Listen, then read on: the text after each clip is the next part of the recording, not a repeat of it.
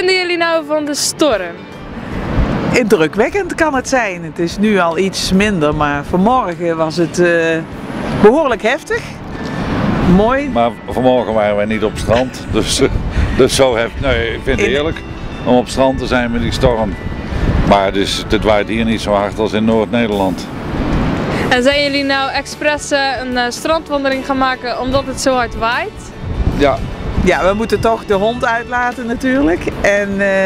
Maar dan gaan we wel juist even hier naartoe om te kijken hoe dat het allemaal erbij staat. En dan hoopten we hoge golven en gewoon inderdaad de wind even voelen. Echt de wind door je haren. Dus altijd heerlijk gevoel. Ja, liefst met de wind, tegen de wind in, de andere kant uit en dan met de wind mee terug.